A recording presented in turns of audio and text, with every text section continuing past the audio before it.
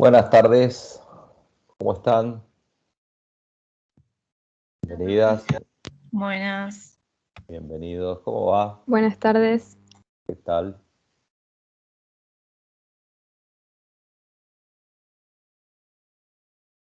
Bueno, estamos admitiendo.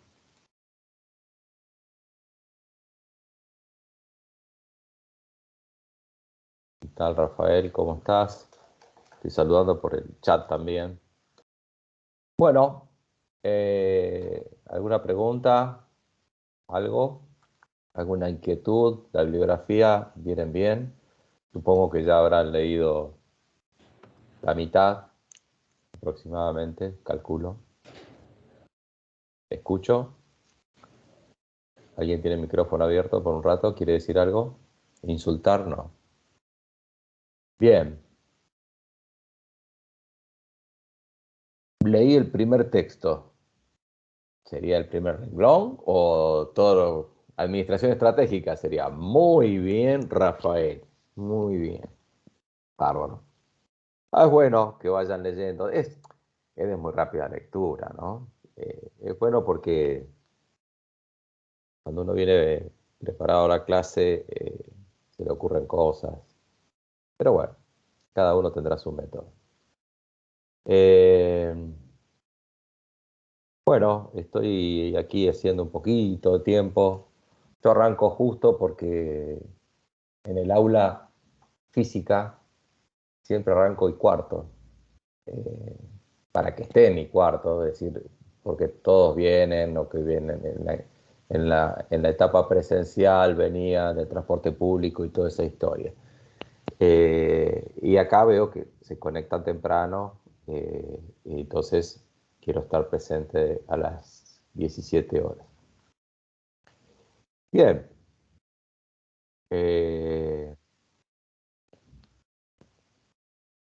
Prometo en este fin de semana meterme un poco en tema de cómo se está la programación de las clases, sobre todo para evitar admitir que no sé por qué. Es bastante molesto, creo que son aquellos que se conectan por el celu, pero bueno, ya hablamos de esto en la clase pasada, pero ya está. Bueno, what? Me estoy escuchando a mí mismo. Bueno, siento pajaritos, qué lindo, muy lindo. Me alegro que estén por esos lugares. Bien, dejemos de hablar de los pajaritos y vamos a comenzar con la clase de hoy, que está vinculada a la clase pasada y que además también está vinculada a la nota que les enviara, que aquellos que tuvieron el deseo de acceder a la web de Facebook, ojo que quiero dejarles claramente desarrollado, descrito o como quiera ponerle, aclarado, sería mejor el término, es que lo que es obligatorio para el parcial no va a ir por la web de Facebook, ¿no? Va a estar en el aula virtual y eventualmente le podré decir, comunicarles, en el aula virtual hay una bibliografía nueva, qué sé yo, un apunte, generalmente doy, a veces surge un tema que estamos dando, pero, o sea que lo que yo les estoy dando la nota es de interés no es de interés, es por si a alguien le interesa. Lo que pasa es que hoy en día, esta disciplina, podemos decir del management, de la gestión, como quieran denominarlo, ya casi escribir un libro, corres el riesgo corres el riesgo, no, en breve está obsoleto.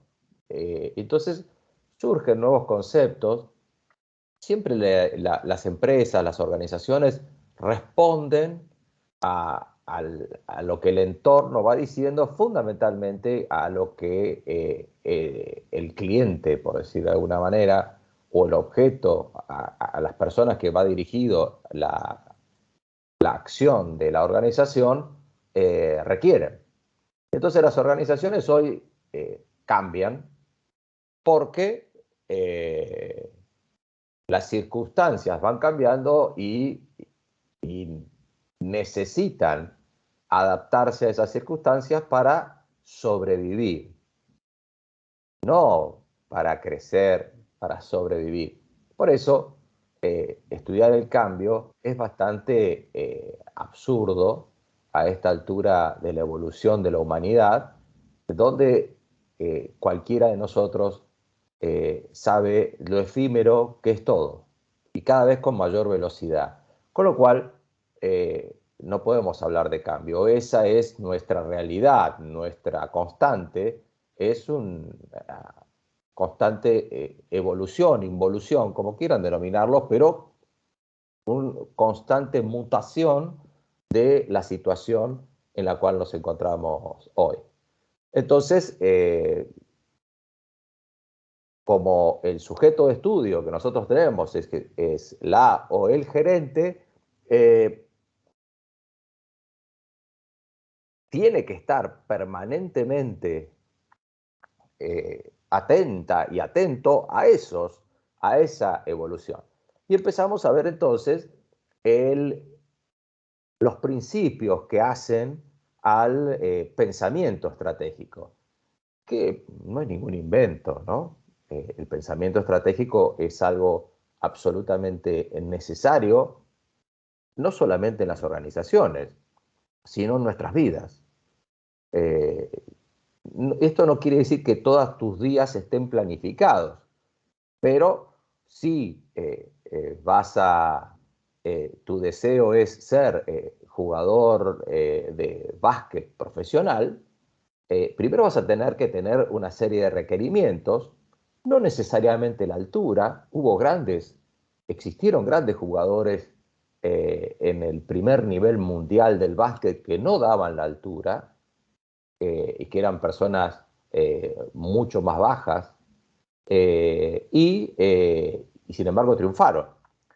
Pero bueno, tenés que hacer una carrera como para llegar a los máximos niveles si ese es tu deseo. Con lo cual vas a tener que hacer una estrategia, es decir, bueno, voy a empezar a jugar o me voy a ir a Mar del Plata porque el básquet, o Bahía Blanca porque el básquet es más importante, se resalta más, o me voy a ir a jugar a equipos de la capital o de Cava que por ahí juegan torneos internacionales. Yo no domino el mundo del básquet, pero digo, nada más. Eso es, digamos, lo que hace a la estrategia y a tu deseo y al futuro deseado que habíamos visto la clase pasada. Bien, entonces, era el tema de administración estratégica, estamos dentro del concepto de planeación, obviamente, estamos dentro de este concepto, y habíamos visto la diferencia entre la planeación, que no era engañarse a que yo ya planeé y ahora me voy a dormir, sino que obviamente iba a estar absolutamente afectado por la implementación. Y justamente habíamos visto que el 80% de los fracasos estratégicos están vinculados a esta etapa de implementación. No porque haya existido una mala idea, digamos, respecto a la planeación, sino que se falló en la implementación. Y en la implementación entra el diseño organizacional. La palabra diseño es una palabra un poco grandilocuente, por decirlo de alguna manera, pero entre nosotros habíamos definido respuestas simples a esa historia, ¿no? En primera instancia habíamos definido la diferencia entre metas, objetivos y plan. Ustedes van a ver en la bibliografía que hablan de la misión y la visión, misión, visión. Después tenés metas, objetivos y planes. No necesariamente se tiene que seguir esta escala, pero para tener una diferenciación, y habíamos visto que en realidad, mientras bajamos la pirámide que estamos viendo ahí, más detallado y más relacionado a los resultados se encuentra. Es decir, la meta es un poco más global, el objetivo ya es más detallado y ya está, digamos, introduce evaluación, Y el plan ya es muchísimo más detallado que los objetivos y puede ramificarse mucho, inclusive a llegar a, a documentos más específicos que se denominan programas, ¿no? Denominados programas que están muy vinculados a los planes. Planes y programas lo van a escuchar bastante relacionado. Bien, entonces habíamos visto que en el diseño organizacional les decía que la estrategia es dónde, cómo y por qué. Fíjense que el artículo que yo les adjunté en la web hablan de la pregunta del por qué. Hablan de la pregunta del por qué. ¿Por qué existimos? Es decir, la empresa, es decir, ¿por qué? ¿Por qué querés hacer esto? ¿Qué querés? ¿Por qué? Eh, ¿Cómo lo pensás hacer? ¿A dónde? ¿Para quién? También debería ser. Entonces, el plan está absolutamente relacionado con el diseño organizacional. Y el diseño organizacional, entonces, eh, facilita el qué vamos a hacer, cuándo lo vamos a hacer, quién lo va a hacer, ¿no? O sea que el término diseño organizacional puede resultar bastante global o grande, pero en definitiva lo que tenés que hacer es cuándo lo vas a hacer, quién lo va a hacer y qué vas a hacer para qué, para cumplir esa estrategia. Y ahí es donde empiezan a resquebrajarse las cosas, pero ¿por qué? Porque interviene un aspecto muy importante que es la cultura organizacional. Por ahora es un interrogante que tenemos, lo que es la cultura organizacional, lo vamos a ver más adelante, pero tiene que ver con el ser organizacional, ¿no? Como las personas tenemos valga la redundancia, o los seres humanos tenemos una personalidad. Bueno, socialmente dentro de una organización y dentro de una nación también, podríamos decir que compartimos ciertas características que hacen a lo que se define como cultura organizacional, que son valores y una serie de cosas que juegan en nuestras conductas y que hacen y que llevan a nuestras conductas colectivas hacia determinados lugares, por decirlo de alguna manera. Pero bien, lo que hasta ahora sabemos es que primero hay que pensar dónde vas, qué querés hacer, por qué lo vas a hacer, y segundo, hay que implementarlo. Entonces, qué, cuándo y quién, y ahí viene el diseño organizacional que lo hemos visto en grafiquitos distintos. Ustedes los ven en la bibliografía. Una cosa que me quedó de una pregunta que tuve en la clase pasada, si yo ponía las diapositivas en el aula, les dije que no, que obviamente les quedaba el video, pero además lo que yo muestro en las diapositivas, a excepción de estos ejemplos que voy dando, todo lo demás está, repito lo de la bibliografía, no hago ningún gráfico que vaya al parcial, digamos, que vaya al parcial, que no esté en la bibliografía. ¿Tá? Es decir, esto que yo les estoy dando es para una herramienta de comprensión que yo uso en el aula, pero que, bueno, que no, si estuviéramos en presencial, utilizaría el pizarrón. Bien. Y entonces habíamos quedado acá en modelo de negocio. Y esto es importante tener presente qué es un modelo de negocio.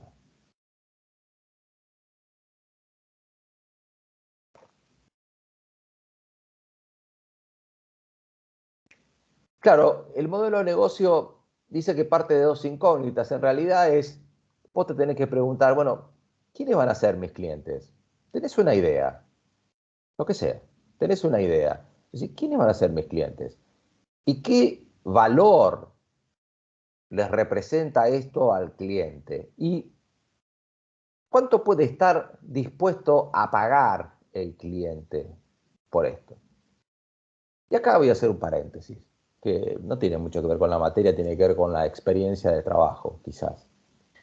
experiencia profesional, por decirlo de alguna manera, que es el precio. Cuando se hace pricing, se utiliza siempre términos en inglés, pero cuando vos haces precio, el precio está vinculado a un valor. ¿Qué quiere decir este valor? Yo, por ejemplo, puedo decir que me gasté, qué sé yo, 300 euros para ir a ver a Messi al Barcelona. Y otra persona puede decir, yo 300 euros, ni loca o loco, me gasto para ir a ver a Messi al Barcelona. Eso es valor. Eso es decir, el valor que vos le das a una entrada para ir a ver un espectáculo determinado, o el valor juega también como un freno a eso. Entonces, a eso se refiere. Es decir, ¿qué valor está dispuesto a pagar el cliente en función del servicio o la prestación que le da mi producto o mi idea? Esa es la manera de hacer precio. Por supuesto que da para mucho el precio, pero el precio no se determina por el costo. Obviamente que el costo es una manera de, en realidad el costo es un artificio para saber si te deja plata o no. Pero yo no puedo decir que mi producto vale tanto porque me cuesta tanto. Porque hoy el mercado, por ejemplo, hoy un café en un bar está entre 100 y 120 pesos, ponele, por ahí puede haber algunos bares que esté más barato. El café, seguramente la gente joven no se sienta a tomar un café, pero el café suele ser, por ejemplo, cuando vos tenés un bar, el café con leche, el tostado, un jugo, el jugo de naranja, suelen ser eh, elementos que se utilizan como patrón para medir dónde estás parado en el precio. Es decir, entonces vos vas a tu competencia, no necesariamente tu competencia, a otros bares, más o menos de tu mismo perfil de cliente, con tu mismo perfil de cliente, y ves cómo está en precio. Y eso es un valor. Si vos pones un café a 500 pesos, seguramente muchos de los que frecuentan tu bar no lo van a poder, no lo van a querer pagar, independientemente que lo puedan pagar. Otro aspecto, por ejemplo, de valor, es vos vas a un restaurante de altísima gama. Cuando vos vas a un restaurante de altísima gama, vas a pagar un precio de un plato hoy, aquí en Argentina, entre 3.000 y 4.000 pesos. Un plato. Unos manguitos, ¿no? Sin contar bebida, unos manguitos. Ahora, ¿qué pasa? Si vos me traes un agua Villavicencio, que es la misma que me trae el bar de la esquina, y me la cobras una luca, es decir, pará, ¿qué te pasa si te la venden al mismo precio al agua que al otro? ¿Por qué me cobras una luca al agua? Digo esto para que veamos cómo juega el tema del valor cuando vos pones precio. Entonces tenés que tener mucho cuidado. Una cosa es que te pueden evaluar y pagar muy bien el plato hecho por un chef reconocido, y otra cosa es que te paguen el agua que le pones para comer ese mismo plato. Bueno, comer el plato con agua con gas para cortarse las venas, pero no importa, cada cual tiene sus gustos. Entonces, vos me traes eso y decís, flaco, me estás matando por una botellita que lo pago en el bar a 150 mangos.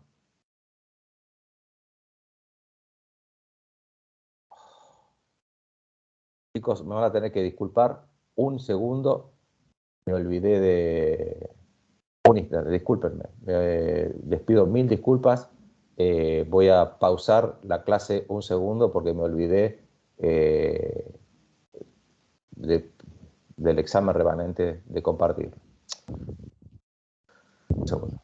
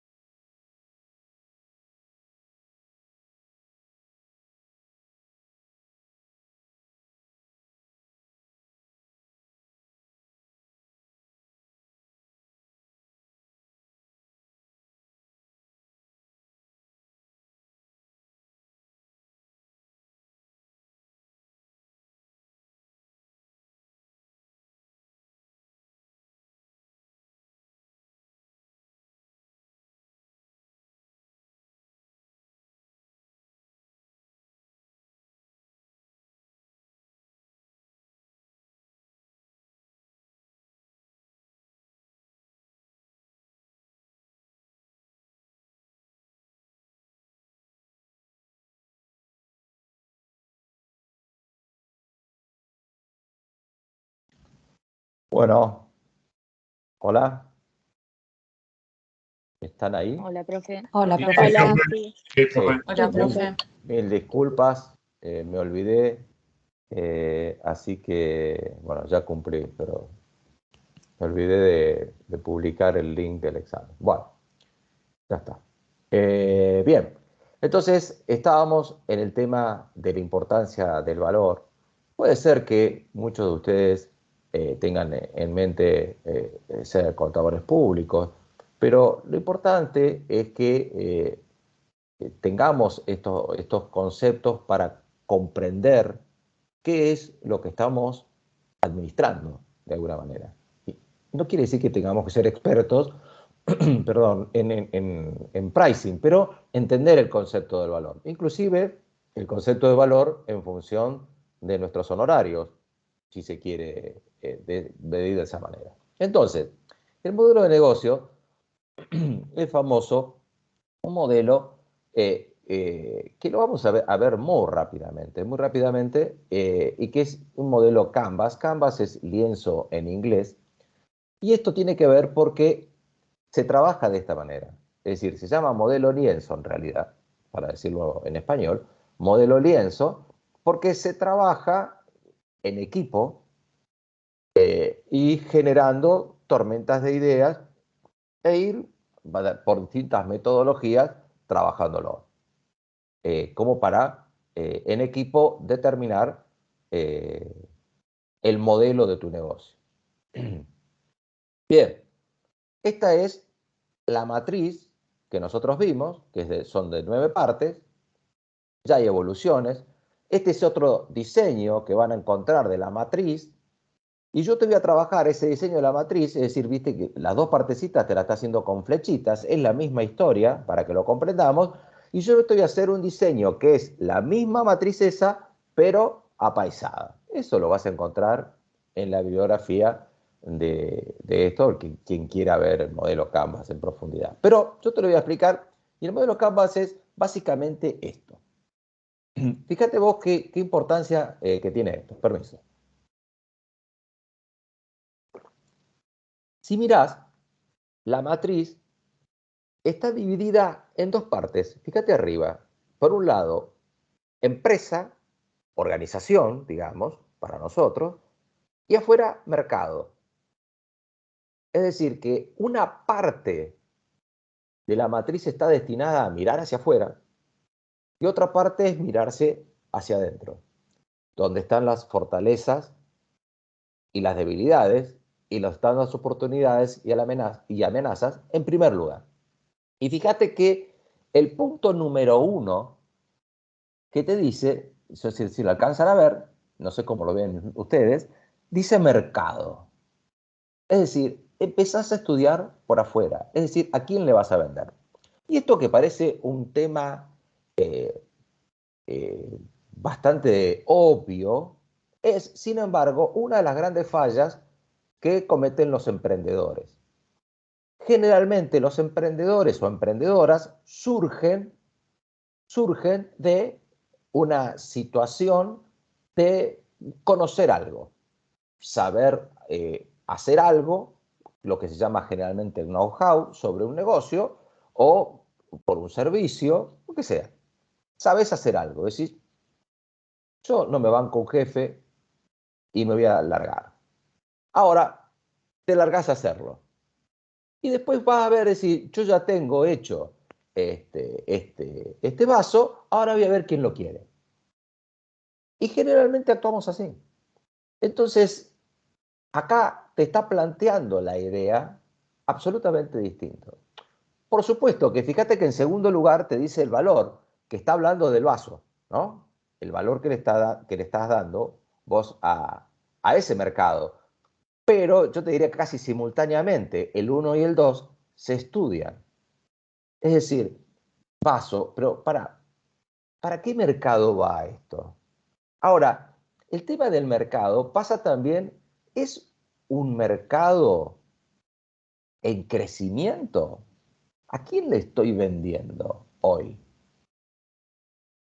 Por ejemplo, uno puede decir, bueno, es bueno vender a los jóvenes, Los jóvenes generalmente no tienen mucho dinero, generalmente los jóvenes no tienen mucho dinero, entonces decís tenés que hacer algo barato. Generalmente el joven no busca mucha comodidad, por eso el boom de las cervecerías. Un tipo como yo sentado en un banco afuera, que te pasen los autos a 2 centímetros de la espalda a 160 kilómetros por hora, yo no me siento ni a palo a tomar una cerveza ahí. Me compro una cerveza y la tomo en casa. Pero bueno, ustedes seguramente no y estarán de joda ahí y me parece bárbaro. Entonces, ¿cuál es tu mercado? ¿Soy yo o son los pibes? Ponele que quiere vender cerveza. Entonces, ahí está, tú empezás a pensar vía de las dos vías, es decir, empezás a pensar el valor que le estás dando en función de ese mercado. Ese mercado crece, no crece. ¿Hasta dónde crecerá el tema de la cervecería? ¿Por qué? Porque es rápidamente copiable. Después podés tener una cervecería enfrente mañana, ¿no? Entonces, vienen estrategias comerciales, pero bueno, la vas a tener que pelear de todos modos. Entonces, estudiar al mercado, si va evolucionando el mercado, si va creciendo el mercado. Por ejemplo, en Estados Unidos, uno de los mercados más deseados hoy son la gente grande, porque hoy el mundo tiende a poblarse de gente mayor, como yo.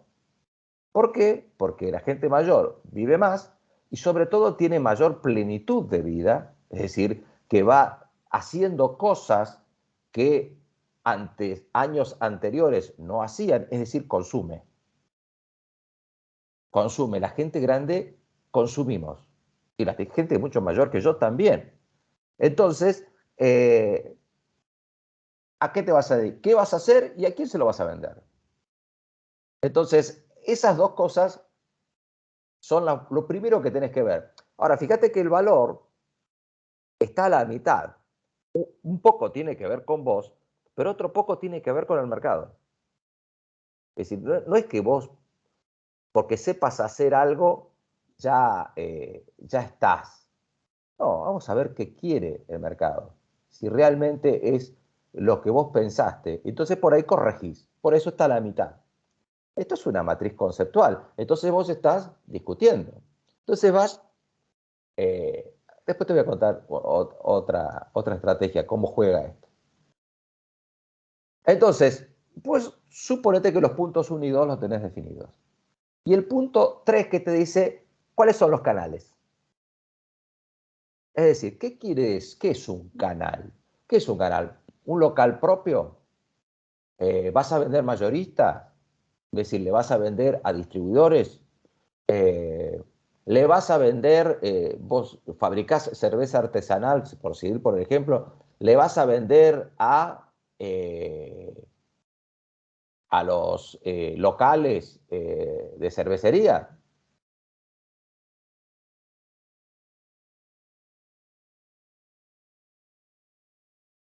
Eh, Ariel, estoy leyendo, esos 9 que forman parte de la matriz serían los 9 módulos dentro de la distribución de esta figura. Sí, sí, sí, obviamente, sí, sí, por supuesto. Cada uno de los módulos, es decir, en la matriz vos lo tendrías en rectangulitos. Acá le hacemos la flechita para que se entienda. No se lo hago yo, el autor se lo hace.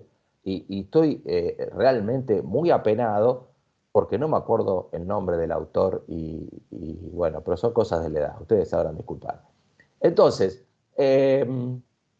volviendo al tema de los canales, entonces vos llegás a decir, bueno, voy a salir a vender eh, por los locales. O bien,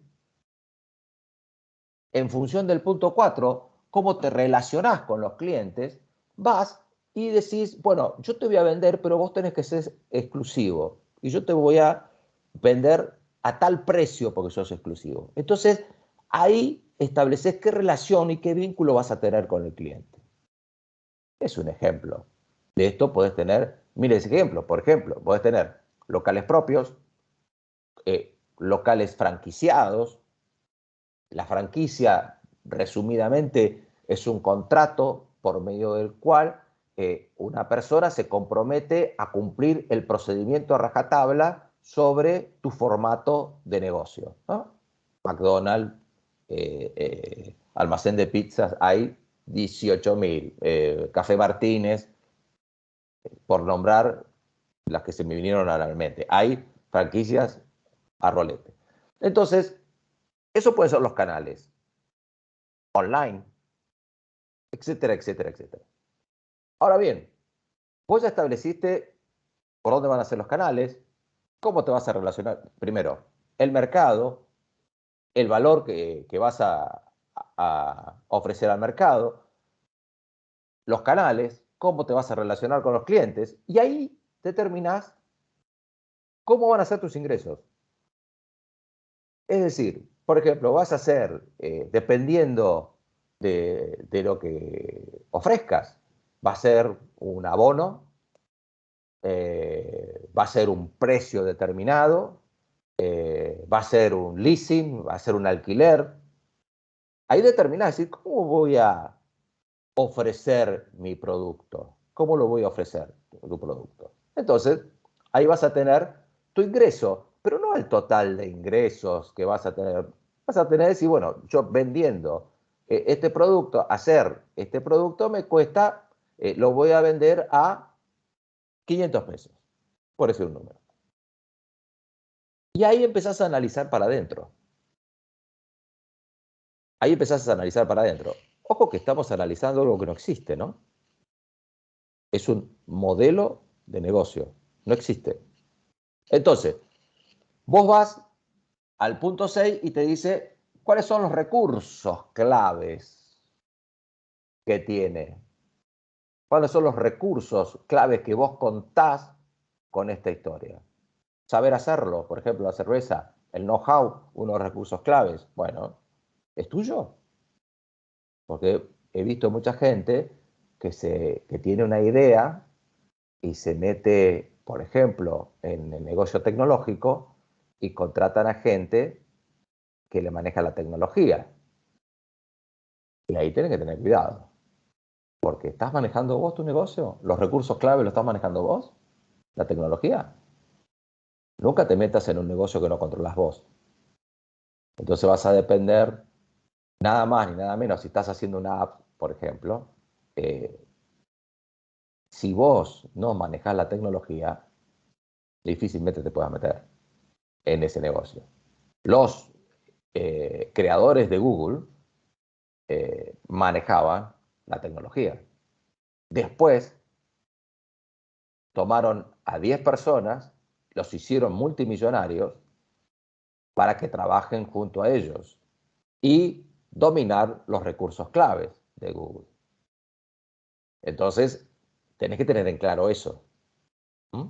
Por eso es que el modelo de negocio, si vos te vas centrando dentro de una reflexión estratégica también, previo a lanzarte a la aventura de emprender.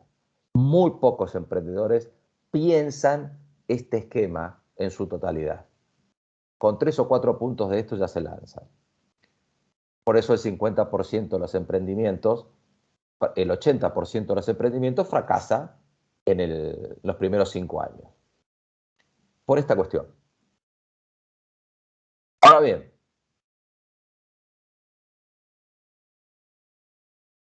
un segundo. Un ruido va. Entonces, ¿cuáles son las actividades clave que tienes que desarrollar?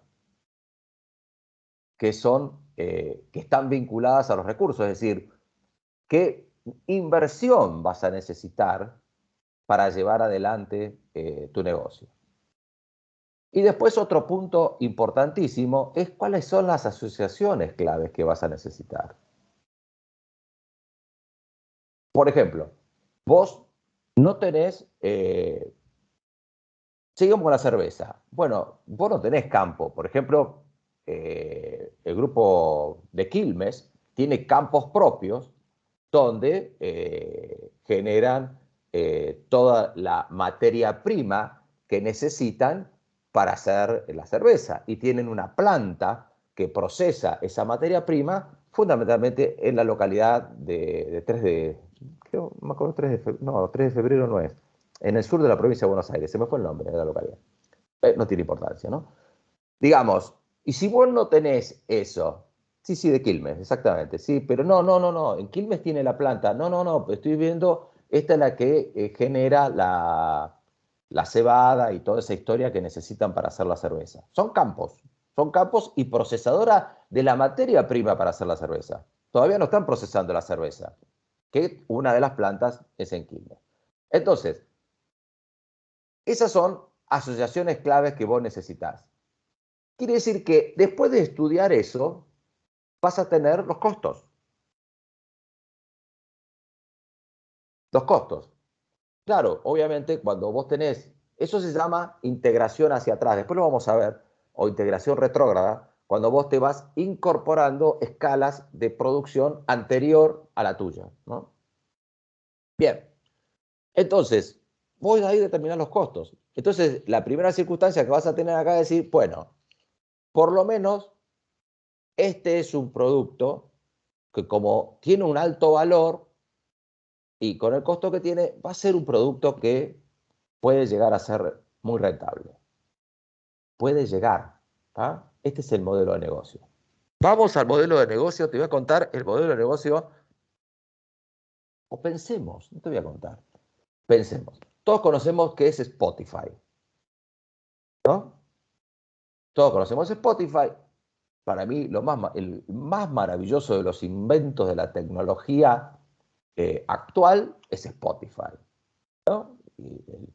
Para mí, escuchar música es muy importante y maravilloso tener la música al alcance de tu mano. Bueno, para mí tiene un gran valor eso, ese producto, ese producto de ofrecerme música online instantáneamente y en cuanto sale un álbum lo tengo automáticamente en mi teléfono. Para mí tiene un alto valor, quizás, y tengo el premium de, de Spotify, que para mí tiene un bajo valor, para otros dirán, este está loco pagar el premium. No sé, cada uno tiene el valor. Ahora, independientemente de lo que yo piense, como cliente de Spotify, Spotify, ¿cómo factura? ¿Qué me factura? Un abono. Me dice, bueno, tu suscripción vale tanto por suscripción. Tu suscripción vale tanto por mes. Y pagas tanto por mes. Y lo vas a pagar con débito automático o tarjeta. Si no, no hay otra historia. Entonces vos te asegurás ahí. Otra de las cuestiones importantes para asegurarse en los negocios es el flujo de fondos. Porque fíjate vos, no es lo mismo. Si yo te digo un restaurante, si yo te digo una tienda de zapatos, si yo te digo un bar, si yo te digo un supermercado, ¿qué tienen en común esos negocios? ¿Qué tienen en común? Son negocios de caja, son negocios de caja. Todos ellos cobran al contado. Podrás pagar con tarjeta, pero es ahí. Consumiste y pagás.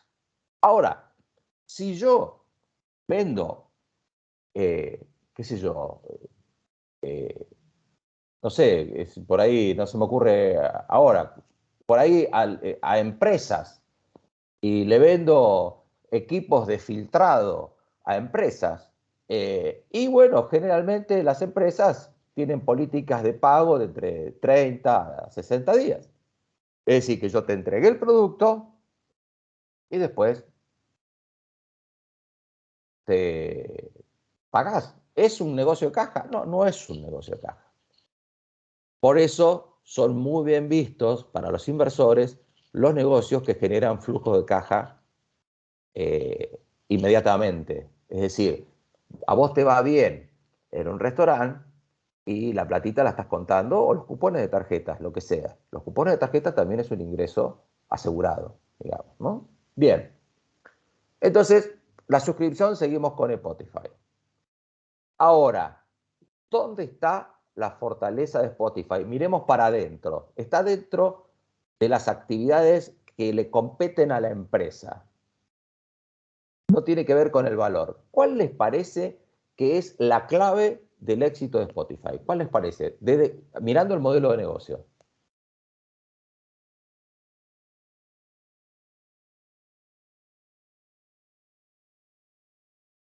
¿A alguien se le ocurre?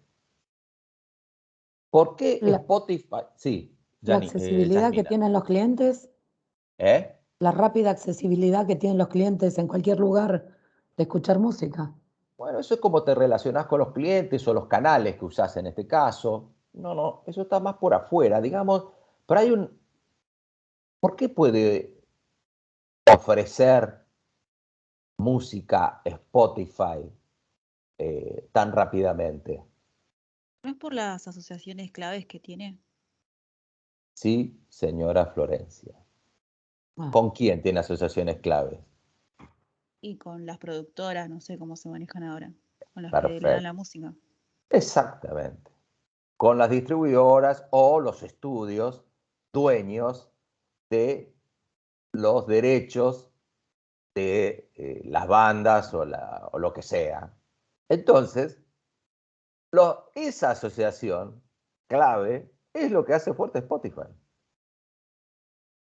Ahora, Spotify fue un gran invento porque ustedes no lo habrán vivido, pero en un momento determinado no fuimos más a las disquerías desaparecieron y todo era trucho.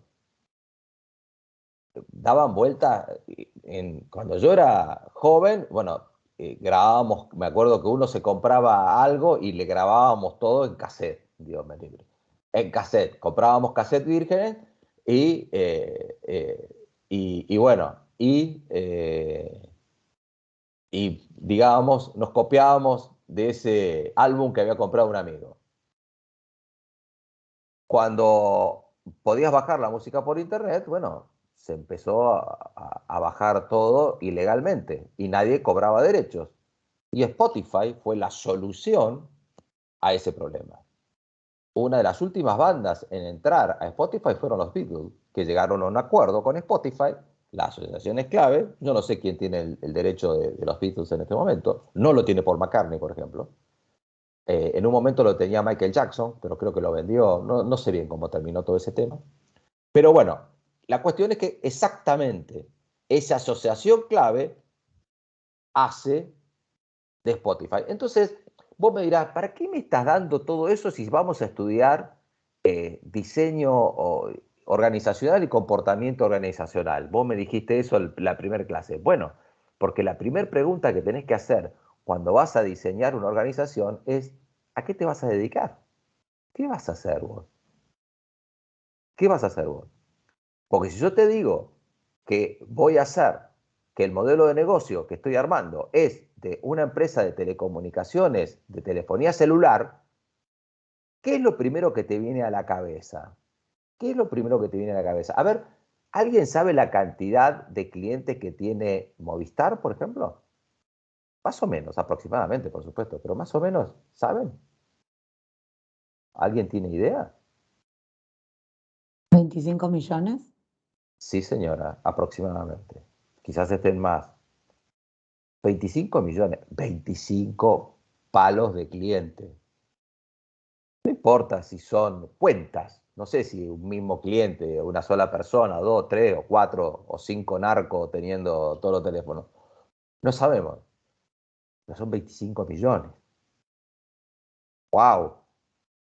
Los recursos claves, las actividades claves. ¡Wow! ¿No? Todo un tema. Todo un tema.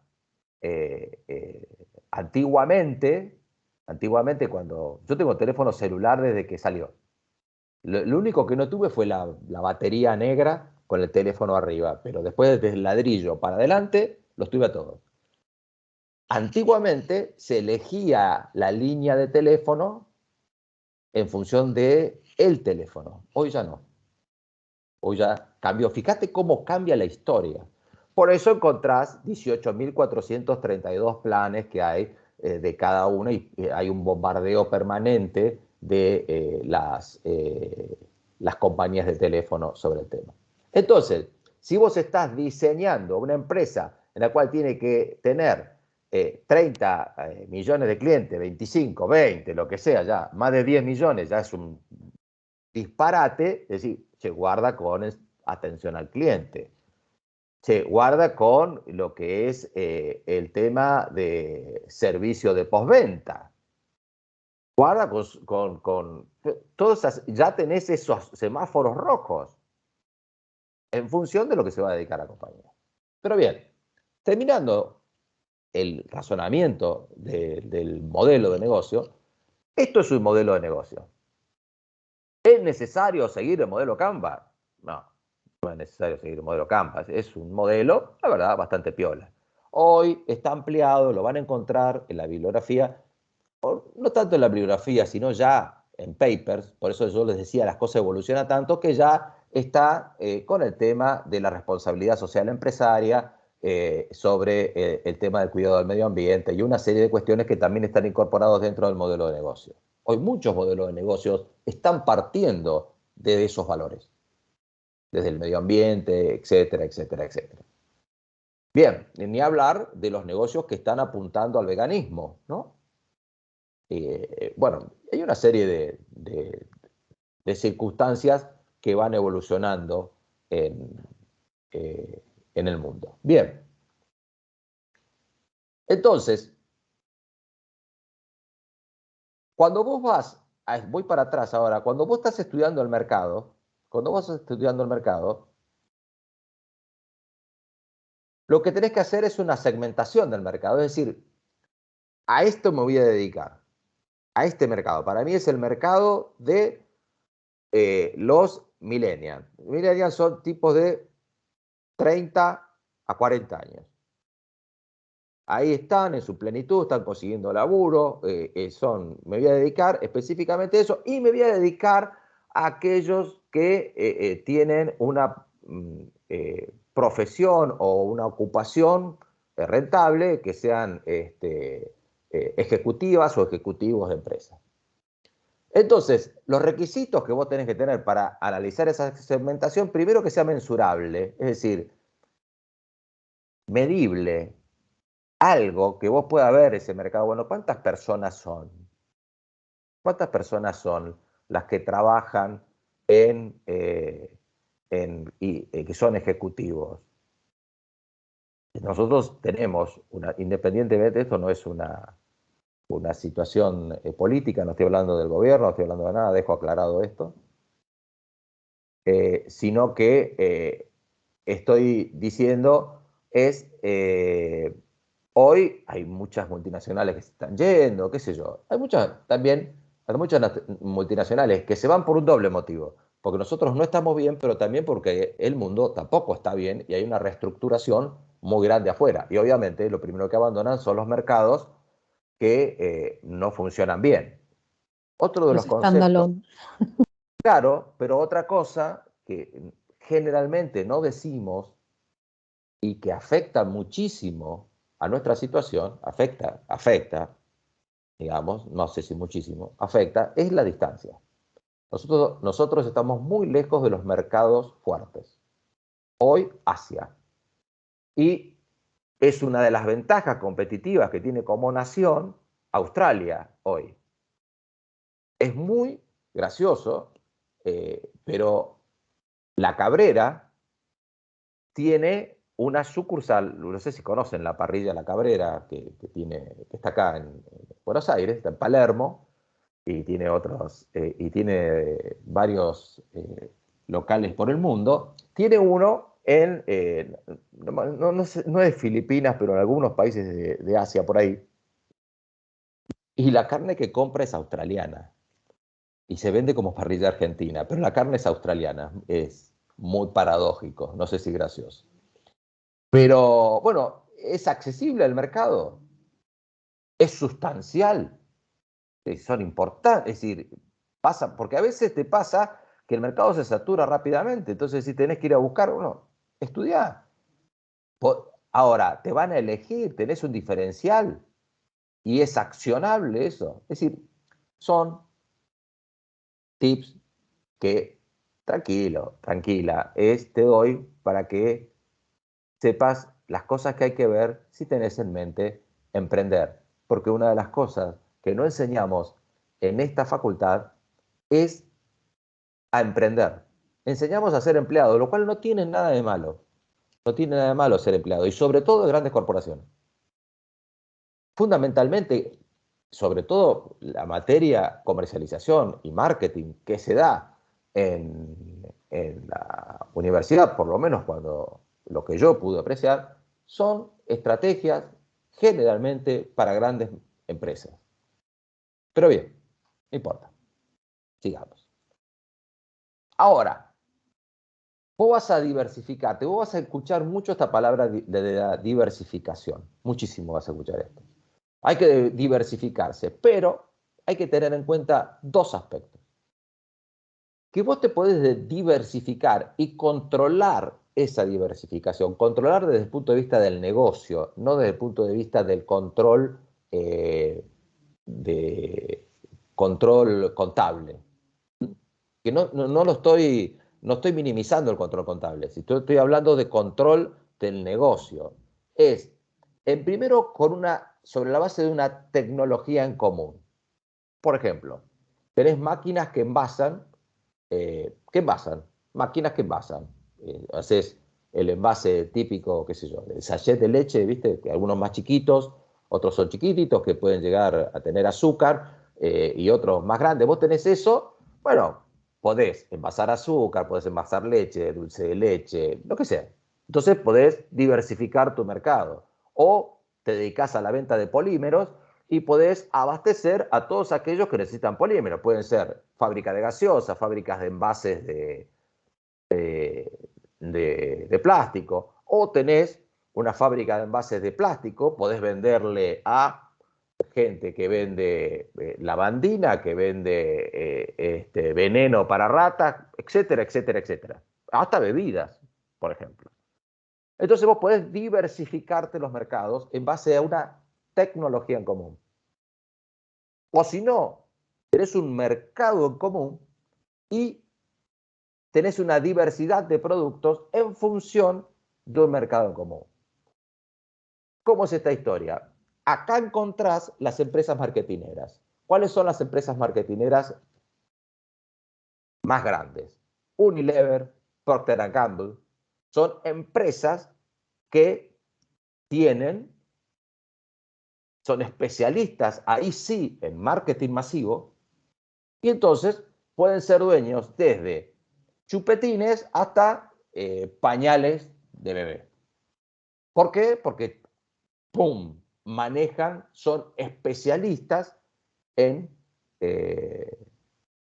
mercados masivos. O podés tener un nicho, como tiene Samsung ahí, por ejemplo, el mercado del viajero. Entonces vos podés ir agregando productos que hacen al viajero, que hacen al viaje, ¿no? Lo que se te ocurra, lo que vayas teniendo creatividad. Quizás ahora puedas vender un set de cuidados contra el COVID en el viaje. Por ejemplo, podría llegar a ser una diversidad de productos para una situación como la que estamos viviendo el mundo en este momento. Esto es importante tenerlo en cuenta, porque muchas empresas cometen el error de no tener en cuenta esto y se empiezan a diversificar y empiezan a tener gravísimos problemas y sobre todo una dispersión de la inversión muy grande y muy grave, y una dispersión del know-how, del conocimiento, porque tenés que aprender muchas cosas.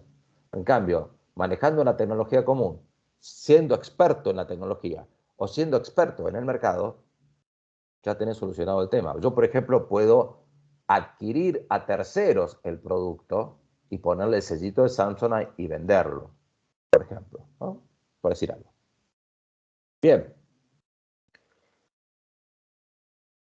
¿Qué es esto? Esto es del economista Esteban Domecq, un muchacho hoy que está siendo cada vez más famoso, brillante el chico,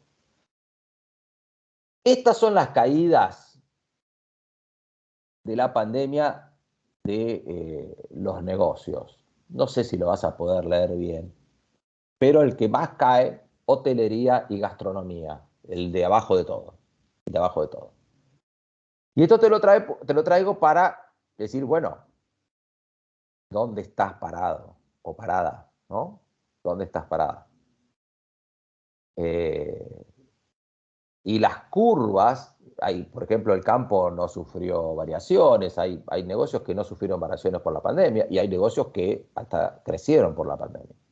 Entonces también tenés que tener en cuenta eso para analizar el mercado, ¿no?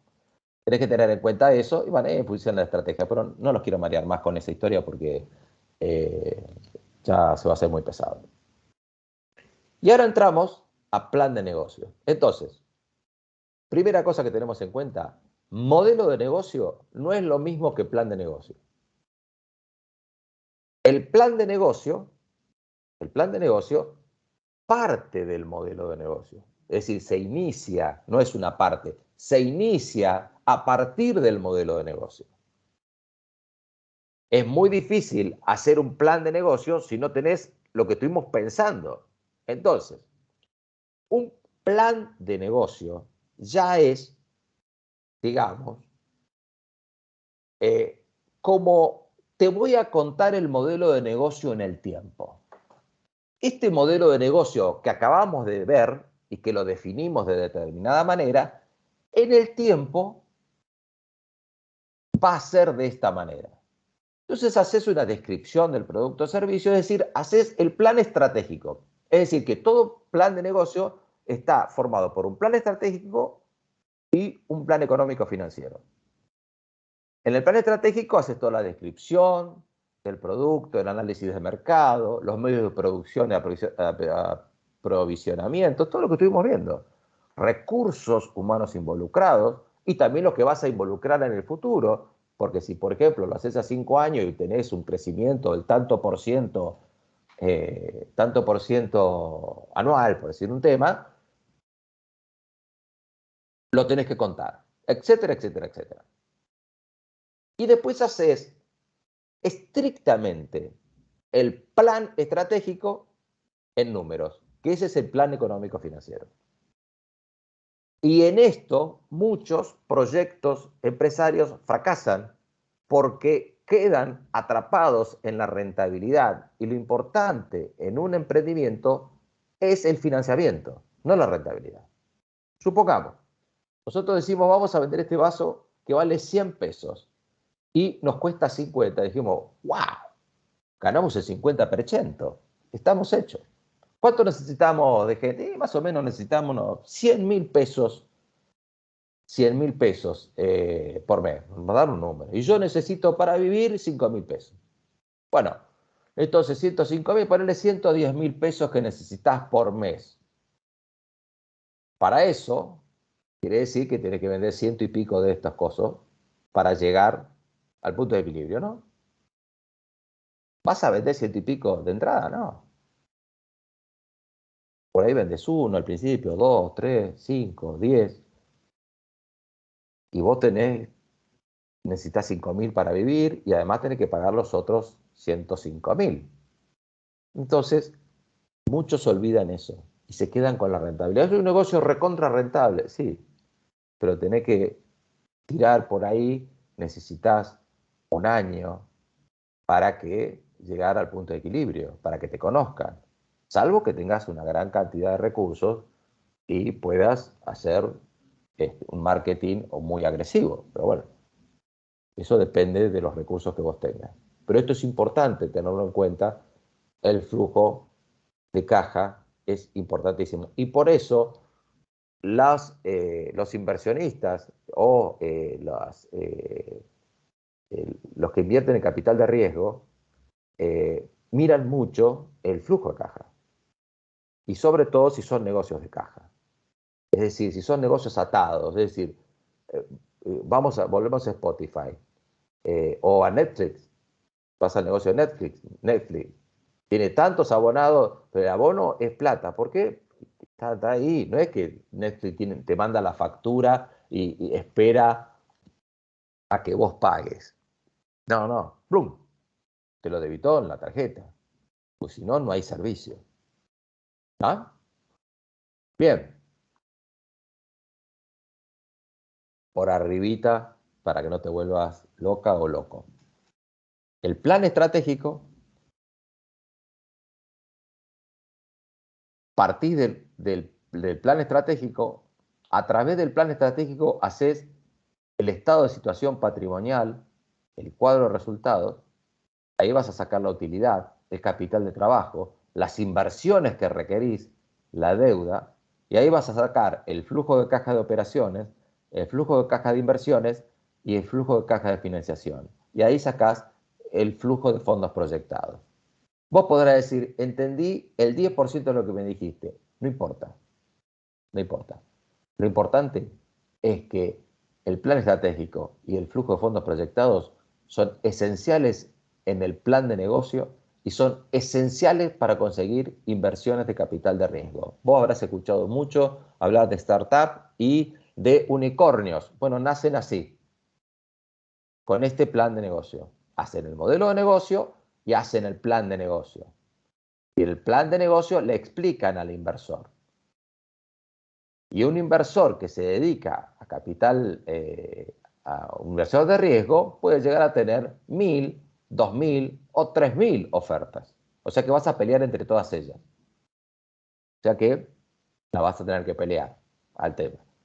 Bezos, el fundador de Amazon, consiguió su primer $1.000.000 de riesgo luego de 55 reuniones.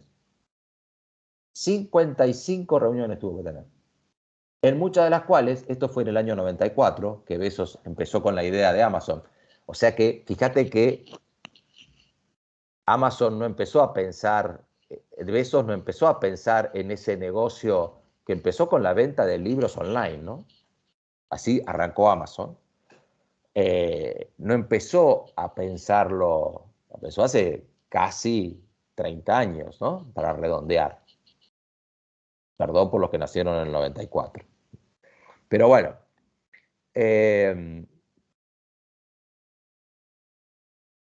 y a Bezos le decían en el año 94, cuando llegaba a los inversores, ¿qué es Internet? Le preguntaban los inversores. Mirá cómo partía, la tenía que remar Bezos para conseguir los mangos. Pero bueno, hoy en día escuchamos hablar de los unicornios, aquellas startups que llegan a valer $1.000.000.000, que obviamente ya están cotizando en la Bolsa de Valores de Nueva York, etcétera, etcétera. Así nació Mercado Libre y otras Walla y otras tantas que están dando vuelta hoy. No lo estoy criticando, solamente estos son los pasos para, digamos, que lo que quiero tratar de transmitirles también es que, atención, que el mundo se está moviendo distinto en el concepto de emprendimiento. Y que ya los emprendimientos tradicionales han perdido fuerza y obviamente vienen con una gran potencia los negocios nuevos. Se calcula que ustedes van a dirigir, el 40% de ustedes van a dirigir negocios que todavía no existen. O sea que es un mundo sumamente impredecible respecto a esta nueva ola que está generando por primera vez la era de la informática.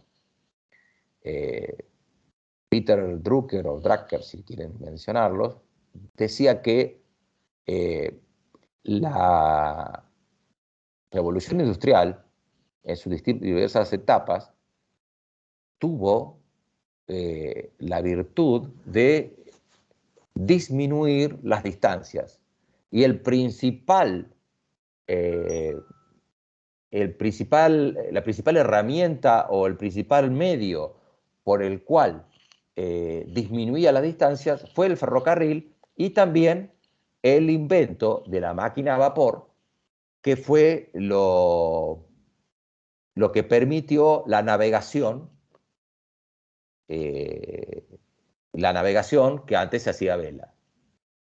O sea que las distancias se empezaron a disminuir. Y ya hace muchos años atrás dijo que la era de la informática todavía, estoy hablando más o menos principios del 2000, 20 años atrás, Drucker decía, con sus casi 90 y pico de años en aquel tiempo, decía que la informática todavía lo único que había logrado era hacer mejor lo que ya hacíamos. Facturar, facturábamos. Llevábamos stock, llevábamos stock. Llevábamos contabilidad, llevábamos contabilidad.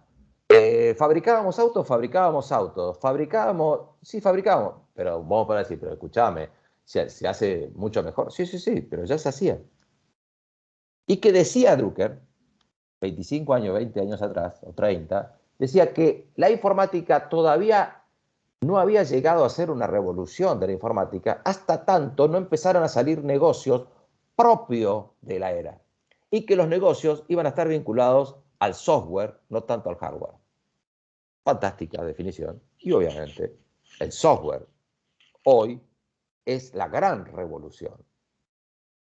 Y ahí tenemos, obviamente, un factor trascendental que es la inteligencia artificial, que es, digamos, una herramienta que hoy se está utilizando en el mundo de los negocios en general, como una herramienta poderosísima que cambia sustancialmente, o diría dramáticamente por la gravedad, un giro de 180 grados respecto a, al manejo de las organizaciones y al concepto de la organización.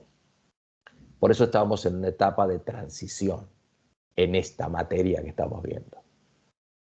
Yo les hablé al principio, estamos hablando en una etapa de disrupción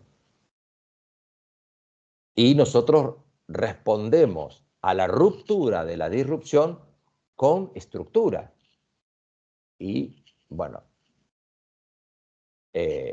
ahí está, sí, Rafael Globan también, perdón, no lo había leído, estaba copado con mi discurso. Entonces, eso es importante que tengamos en cuenta y sobre todo cuando vamos a trabajar en las organizaciones, porque hoy las organizaciones, si están perdiendo el concepto tradicional de la pirámide.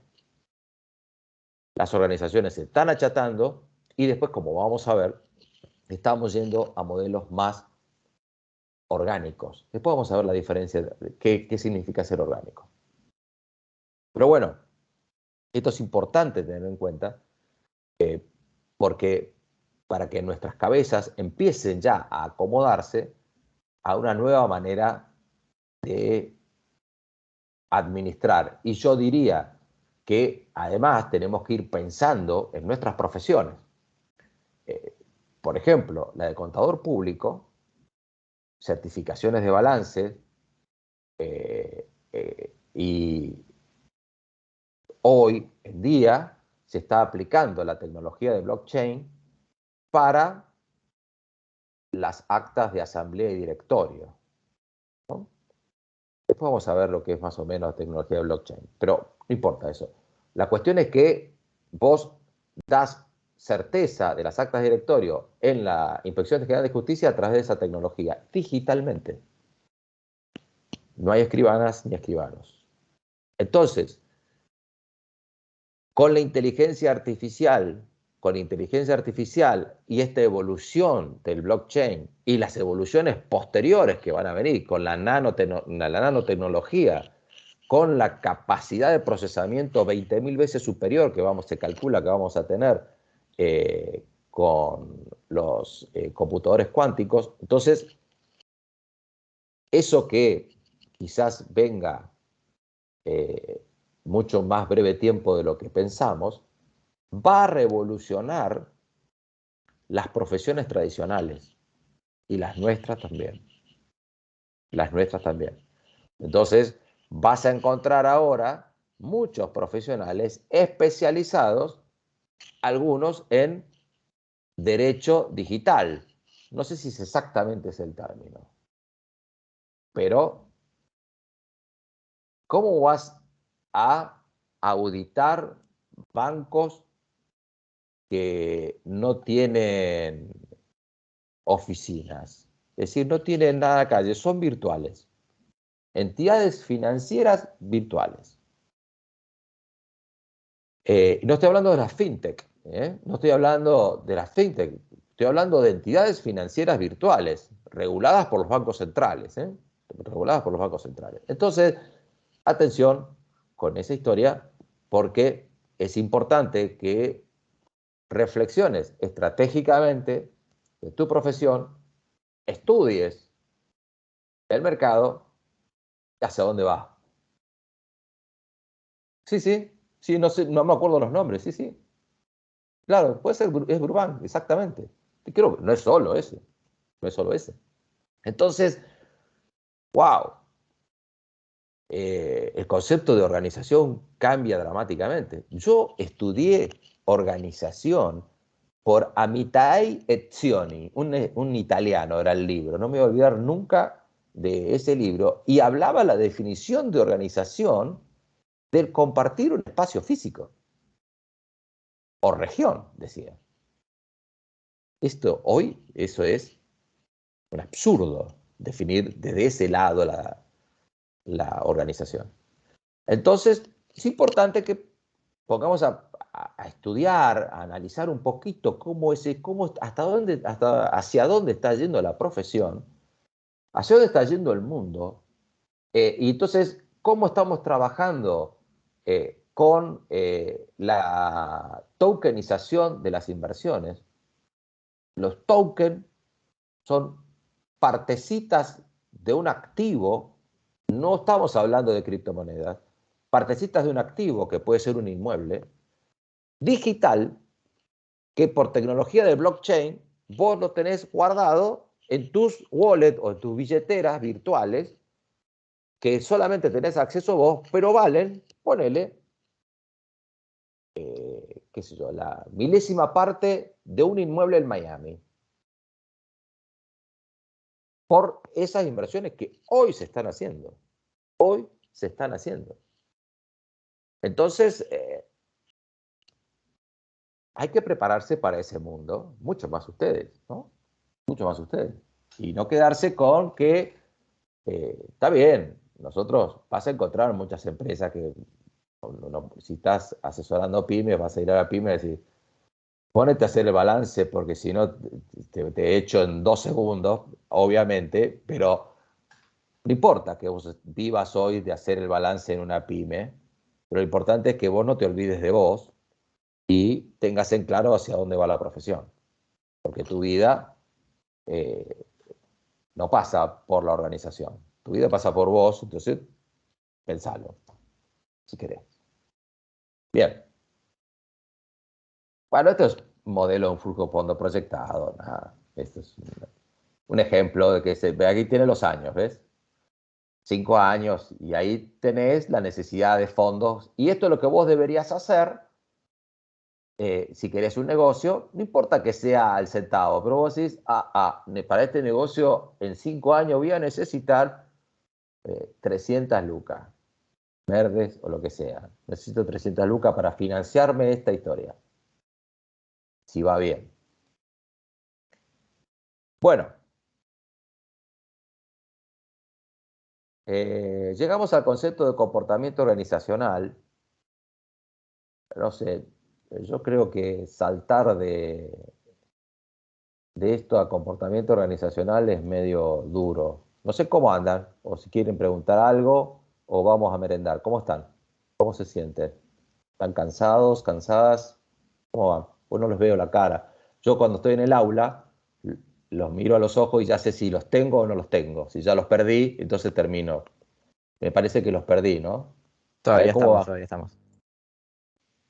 El ser ¿Todavía humano después de la están? primera hora, pasada la primera hora, deja Por de... eso, vamos a hacer hasta acá todo perfecto, Santiago. Bueno, Profe, Profe, el modelo, perdón, el modelo un seg- Canvas es orgánico, ¿no?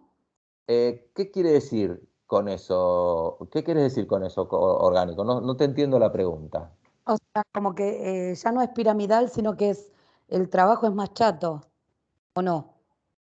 Bueno, no es trabajo, es una reflexión que estás haciendo en el negocio. En definitiva, el modelo Canvas termina, mira, el modelo Canvas, si vos ves, lo están viendo, ¿no? Ahí, Sí. Sí, sí, lo vemos. Sí, se ve, se bueno, ve. ahí está. Fíjate, te lo muestro así, sin... eh, está entrando gente, bien tarde. El modelo Canvas termina abajo en ingresos y egresos. En realidad es cómo fluye, cómo va a fluir tu dinero. Es decir, claro, vos vas a determinar de un lado, a la izquierda vas a determinar los costos, a la derecha vas a determinar de qué va a depender tu ingreso. Entonces, en realidad el modelo Canvas lo que te dice es cómo va a fluir tu dinero en esa idea que vos estás teniendo. Para mí es un excelente modelo, es un excelente modelo. Realmente me parece sumamente respetable lo que ha hecho.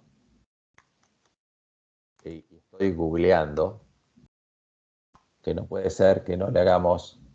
lo sigo en Twitter, ¿podés creer? Y no me acuerdo el nombre del modelo Canvas, de quién generó el modelo Canvas, puede ser, pero es una vergüenza lo mío, como profesor.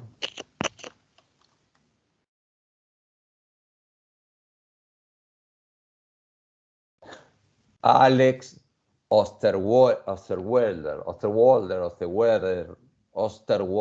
Alex Osterwalder. Mil disculpas, don Alex, pero bueno, me había olvidado.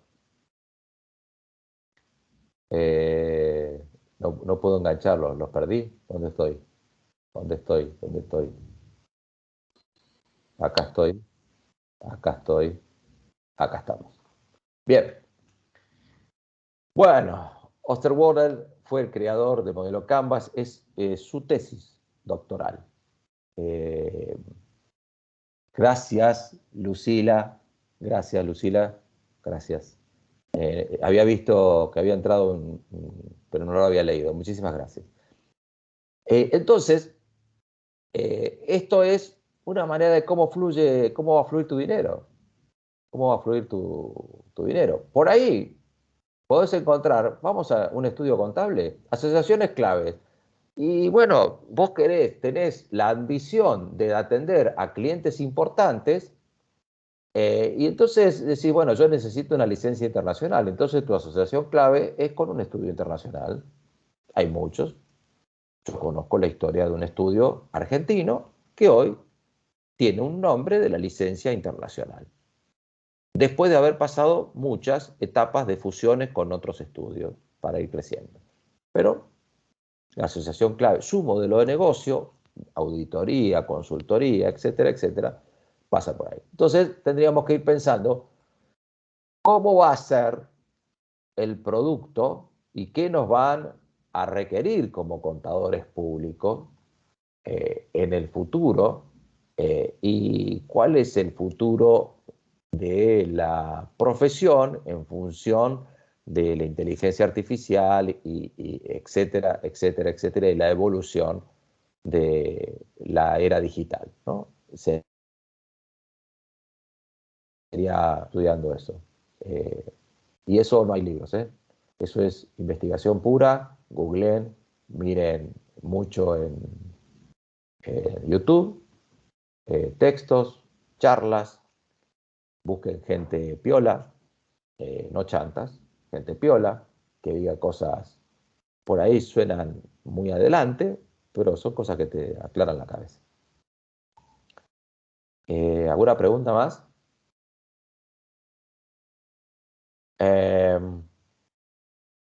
Yo creo que vamos a dejar acá, vamos a ver comportamiento organizacional la próxima clase, porque es un tema totalmente distinto y el tema lo merece encontrarnos con mejor, alguien metió el dedito, con mejor energía. Bueno, si no hay más preguntas,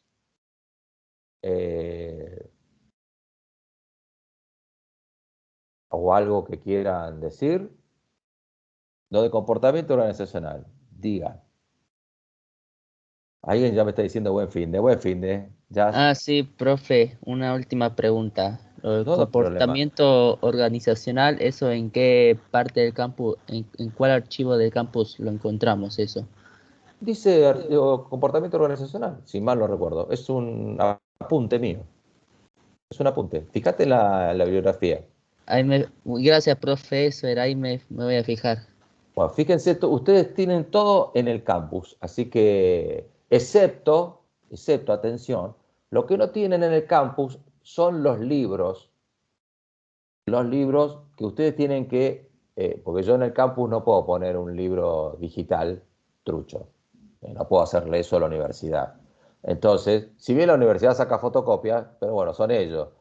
Entonces, tienen un link para acceder a la bibliografía que está en mi página web, que está ahí, que es, tienen la bibliografía de Robbins y de Duff ahí. Ojo, la de Duff, aparentemente cuando la bajás y la querés abrir, genera un error. Así que léanla online mejor. ¿Mm? Y sobre todo, ténganlo, ojo, el día del examen, porque obviamente es a libro abierto. Así que, bueno, si lo hacen solos o acompañados, que alguien lo tenga enganchado. Bueno, gracias. Nos vemos el lunes. Que tengan un excelente buen fin de semana. Que la pasen lindo y nos estamos viendo. Gracias por todo. Chau. Gracias, profe. Gracias, Chao. gracias, buen fin de. Gracias, profe. Chao. Chau, chau.